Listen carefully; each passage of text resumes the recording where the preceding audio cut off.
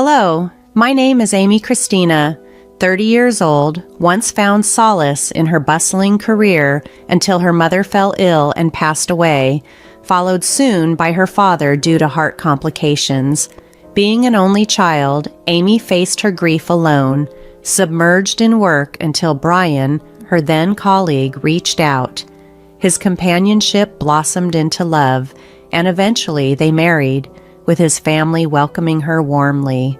On a particularly harsh winter day, a heated argument erupted between Amy and Brian over a failed cooking attempt. "You're awful at this, Brian. Why don't you go freeze outside with your ruined dish?" she exclaimed in frustration, slamming the window shut and locking it. Outside, Brian, affected more by the cold than his botched culinary efforts, only smirked at Amy's distress and pulled the curtains close, leaving her shivering by the locked window.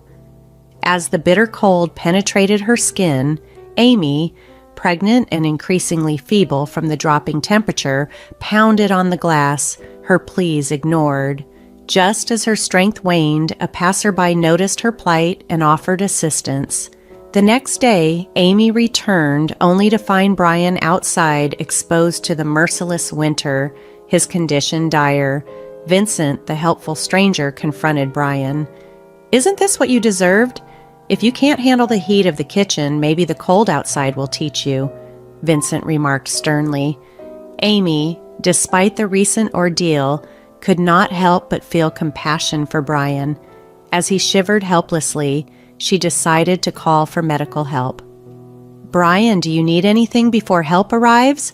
Amy asked, approaching him with a blanket.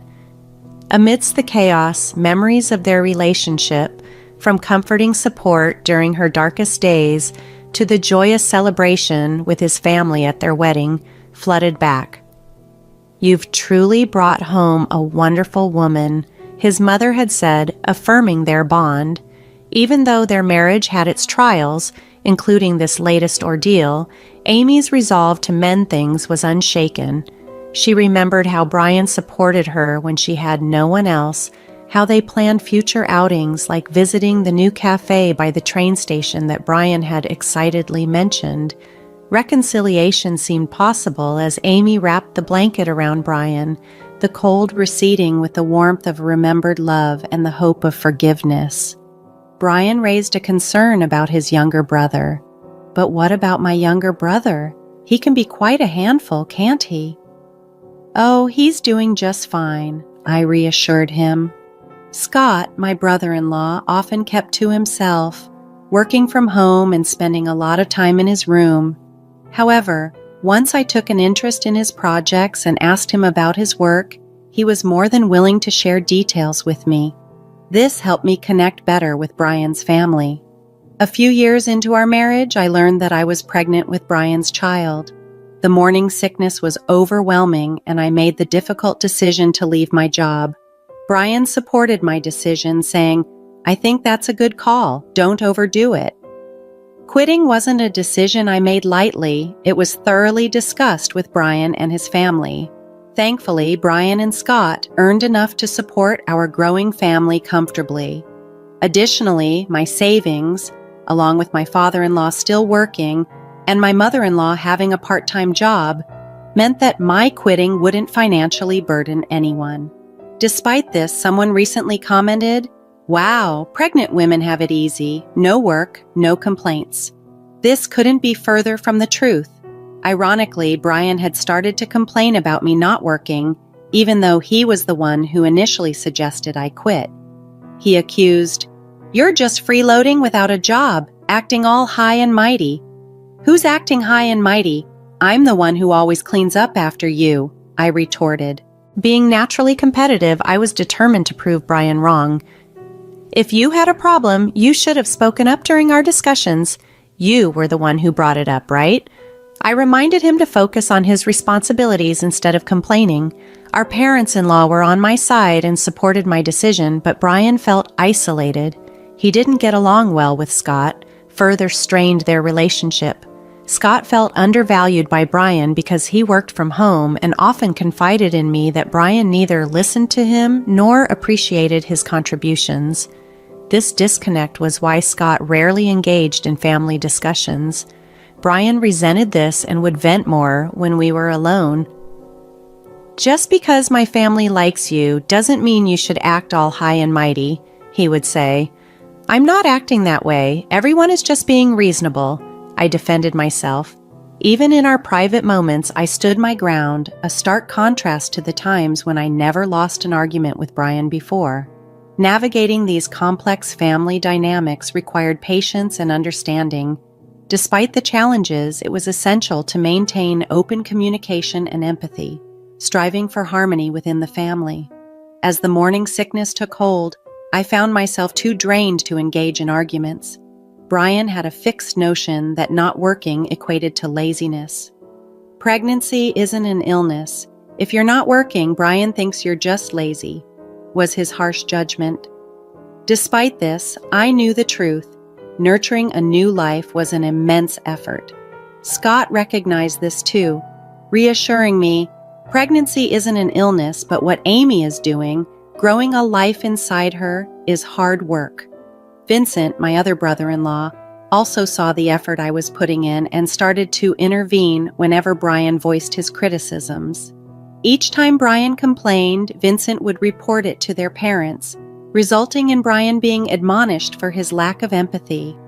With Scott's and Vincent's support, I managed to maintain some humor about our unusual situation, jokingly musing, "At this rate, it's hard to tell who the real father is," as I rub my belly.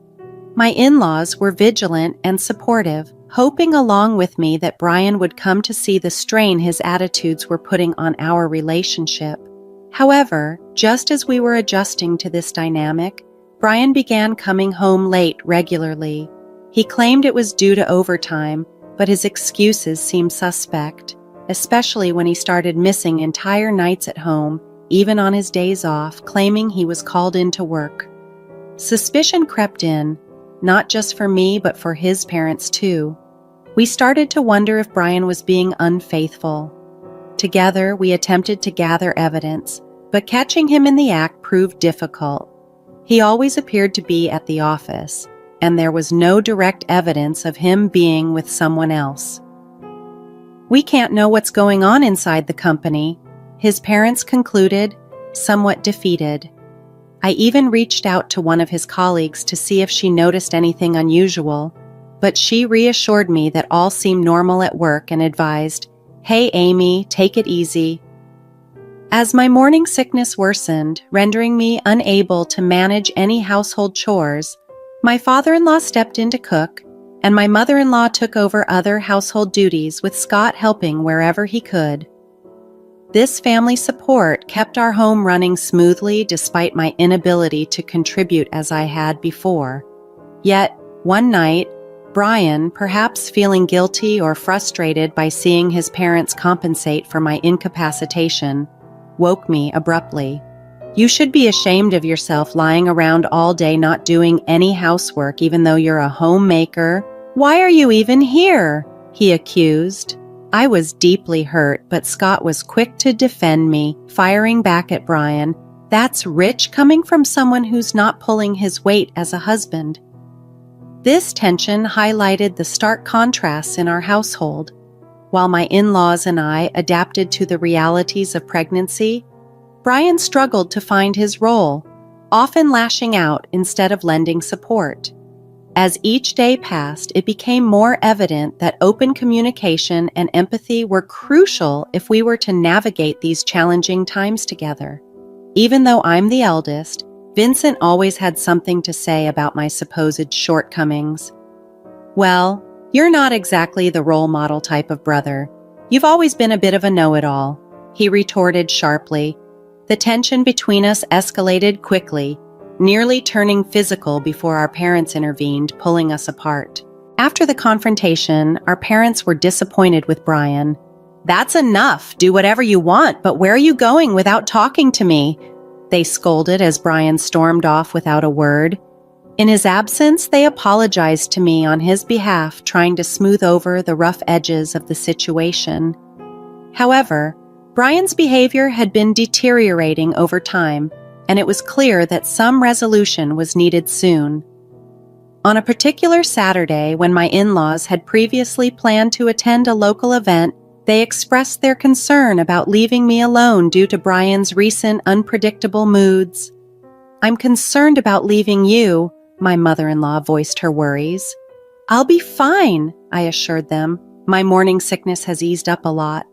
Reluctantly, they left, filled with concern, while at the same time Vincent had to leave for overnight commitments. "I'm sorry for leaving at this time," he said, to which I replied, "It's okay, take care."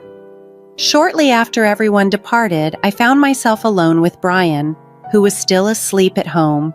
Despite not feeling completely well, I decided to get up and be proactive around the house. I didn't want to give Brian any reason to criticize me for being idle. Thankfully, my father-in-law had prepared plenty of dishes ahead of time and stored them in the fridge. I started cleaning and doing laundry, taking it easy but making sure to keep busy. Around noon, Brian finally woke up, his appearance unkempt and his demeanor grumpy. "Hey, breakfast," he demanded, still rubbing the sleep from his eyes. I rolled my eyes at his command and fetched some leftovers from the fridge. "What's that?" he asked, peering at the plate. "Leftovers. Your dad made them. You can't even cook as a homemaker?" Brian remarked snidely. His comment struck a nerve. "Why do you say things like this? Don't you realize I'm pregnant with your child?" "There's no excuse for your behavior," I responded, frustrated by his lack of empathy and support. "Sorry, but right now my main job is taking care of our baby. Household chores can wait," I declared firmly, prioritizing my health and our unborn child over the immediate demands of housework. "How dare you talk to your husband like that?" Brian shouted back at me, his voice rising in anger. At that moment, the challenges of our relationship were laid bare, compounded by the stress of pregnancy and the lack of support from Brian. It was clear that we needed a better understanding and a shift in our dynamics if we were to navigate this critical phase of our lives together. As the tension between Brian and me escalated, Scott unexpectedly burst through the door, momentarily breaking the strain of the moment. I could hear Brian and him arguing loudly just outside the room. "You stay out of this," Brian snapped at Scott before storming off to his room, muttering under his breath. Shortly after, he left the house in a huff. Scott let out a heavy sigh as he entered the room. "You okay?" he asked, his concern evident in his voice. "Yeah, what brings you here?" I replied, trying to mask my unease.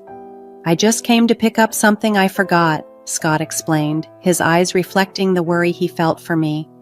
I chuckled, noting how much he resembled his mother in that moment. "It's all right, go ahead, don't worry about me," I assured him, trying to ease his concern. "Okay then, I'll head out," Scott said, pausing hesitantly before leaving. His departure left me alone with my thoughts, pondering the drastic changes in Brian and how distant he had become from the man I first met. Divorce seemed like a looming reality, yet I still hoped to maintain a relationship with my in-laws. Exhausted and emotionally drained, I decided to lie down, and before I knew it, I had fallen into a deep sleep. "Amy, time to wake up." Brian's voice gently stirred me from sleep. I mumbled as I sat up, bracing myself for another round of reprimands. However, instead of the cold demeanor I expected, Brian offered a sincere smile. "I wanted to let you sleep, but it's already evening," he said softly, surprising me with his gentle tone. "I've prepared dinner, so when you're ready, come join me," he added, leaving the room. As I noticed a blanket draped over me, I wondered if it was Brian who had covered me with it, showing care in his gesture. I made my way to the kitchen and found the dishes my father-in-law had made, already warmed up and ready to eat. Brian looked at me with a genuine expression of remorse. "I'm sorry, Amy," he began, his voice sincere. "When I found out we were having a baby, I was thrilled, but then I got overwhelmed and took it out on you. This cake is my way of apologizing." He presented a cake to me, and though his gesture couldn't erase all the past hurts, His genuine apology warmed my heart. For now, I decided to forgive him and enjoy our meal together. "Look, it's snowing!" Brian exclaimed with a childlike excitement, breaking the calm of our dinner. "Oh, you're right. Let's go see," I replied, following him to the window. The sight of snow falling against the night sky was mesmerizing. Coming from a place where it rarely snowed, this was a special moment for me. Without hesitation, I moved closer to the window. "Let's open it," Brian suggested, and together we watched the peaceful snowflakes drift down, a quiet yet hopeful symbol of a new beginning for us. "But it'll be cold," I protested as Brian reached for a jacket. "Just put on a jacket," he insisted, draping it over my shoulders and opening the window to the chilly wind. I braced myself against the cold, but suddenly Brian hugged me. Before I knew it, he had nudged me outside, and as I turned around, I saw him grinning mischievously. "You're a homemaker who doesn't do the housework. That makes you a bad wife. Think about that tonight," he teased. "Excuse me? What are you saying? You can't even cook," I retorted, my voice sharp with frustration. With that, Brian shut and locked the window. I rushed to the glass, pleading with him to open it as I pounded on the glass, but he just grinned and drew the curtains closed. The cold began to bite, and my body, warm just moments before from the heater, rapidly lost its heat. Panic set in as I thought about the baby inside me and how the cold could affect us both. Just as I felt like I might pass out from the cold and shock, a car pulled up beside me. "Why were you out here at this time of night?" It was Scott, who had come home earlier than planned because he was worried about Brian. The car's heater brought relief as warmth seeped back into my bones. "We should go to the hospital just to be safe," Scott suggested, his tone laced with concern as he drove me there. Thanks to his quick thinking, both my baby and I were checked and found to be okay. While I was being examined, Scott arranged for us to stay at a hotel for the night and then left to take care of some other matters. Feeling the stress of the evening start to ebb away, I rubbed my belly, whispering to my baby, "I'm so relieved you're going to be strong, right?" Exhaustion overcame me quickly, and I fell asleep as soon as I lay down on the hotel bed. The next morning, as we left the hospital, Scott checked on me. "Oh, Amy, are you feeling better now?" "Yes, I'm completely fine now. Thank you so much," I replied, overwhelmed with gratitude. "No problem. Shall we head home?" Scott suggested. As we arrived home, I was stunned to see Brian outside, freezing and naked in the yard. Scott approached him with a cold gaze and tone. "This is what you said, right? If you can't cook properly, then freeze outside." Brian, shivering uncontrollably, couldn't muster a proper response. The stark contrast between Scott's caring demeanor and Brian's harsh prank highlighted the tension and need for serious changes in our relationship dynamics. The incident was a jarring reminder of the support I needed and who was truly there for me when it mattered most. Scott's voice cut through the tension, soft yet urgent. "I'll call an ambulance out of kindness. Amy, do you want to say anything to him before it arrives?"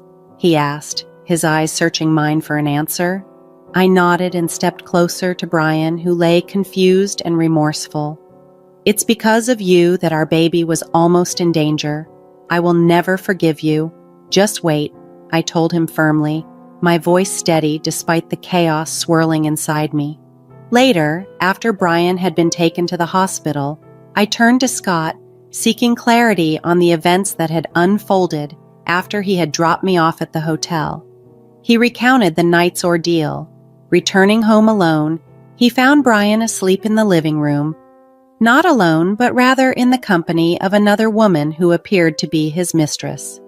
Brian, thinking he wouldn't be caught, had brought her home with the confidence of someone who believed his deceit would remain hidden. Enraged, Scott didn't hesitate. He threw Brian out of the house, forcing him to face the cold reality of his actions in his birthday suit. Scott then dealt with the woman, interrogating her, gathering evidence, and responsibly sending her back to her own family, which was unaware of her actions. As dawn approached, after ensuring everything was taken care of, Scott took a short nap in his car before coming back to pick me up. That morning, as he shared these details, his voice was calm but tired. "I've spoken to my parents. They're coming back today," he informed me, a gentle smile touching his weary features. He stayed by my side, a comforting presence in the storm. "It's going to be okay now, Scott. Thank you so much," I said, my heart filled with gratitude for his steadfast support. Scott simply nodded, his reply humble. "I just did what needed to be done. I want you to feel safe at home." When Brian returned, he was full of apologies and excuses, quickly facing the consequences of his actions. He was forced to pay child support and was removed from our home. "I'm so sorry, Amy. It was just a mistake. I truly love only you," he pleaded. But I found myself tuning out his words, tired of the cycles of apologies and mistakes.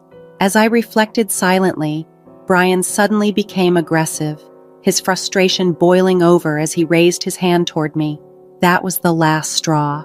"Enough is enough," Scott intervened swiftly, his actions quick as he subdued Brian with a skilled twist of his arm, aided by my father-in-law. "I just lost my mind for a moment, Amy," Brian claimed remorsefully as he was escorted out by Scott and my father-in-law, while my mother-in-law comforted me.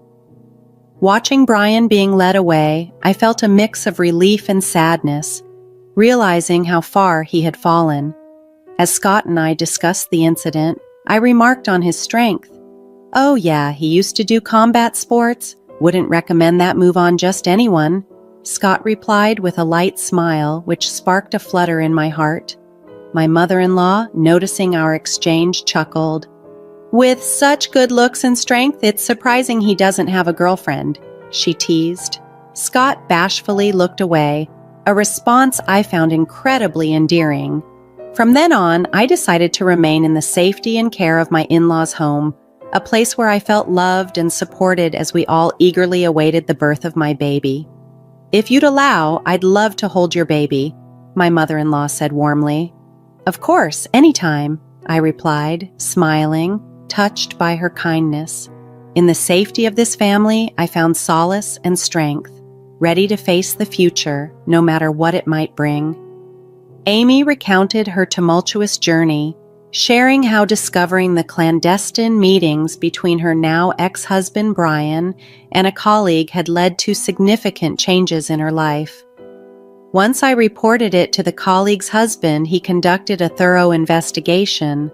With that evidence, my divorce process proceeded smoothly. Both of them were fired for misconduct during work hours and for misrepresenting personal outings as business expenses, she explained. "Thank you for all the help," Amy said to Scott, her voice filled with gratitude. "It's only natural to want to help someone you love," Scott replied, his cheeks flushing a deep red at his admission. "Wait, what?" Amy was taken aback and both blushed at the revelation. It turned out that Scott had harbored feelings for Amy for quite some time. "I always thought I should hide these feelings," Scott confessed. Amy was surprised. She had never imagined that Scott felt that way about her. "Honestly, I'm not ready to be in a relationship like that right now," Amy admitted, still reeling from the upheavals in her life. "I understand, but if you can wait a bit, I want to explore these feelings," Scott said, hopeful yet respectful of her space. Amy smiled, touched by his sincerity, and Scott's smile mirrored her warmth. "I'm going to do everything I can to make you see how much I care," Scott declared. "Okay, I'll be ready for that," Amy replied, open to the possibility of a future together. During dinner, which was delicious, Scott's parents overheard their conversation and couldn't help but tease. "Looks like Scott has a girlfriend now," his mother joked, to which Scott responded with a playful blush, eliciting laughter from his father. Amy's life continued to evolve beautifully.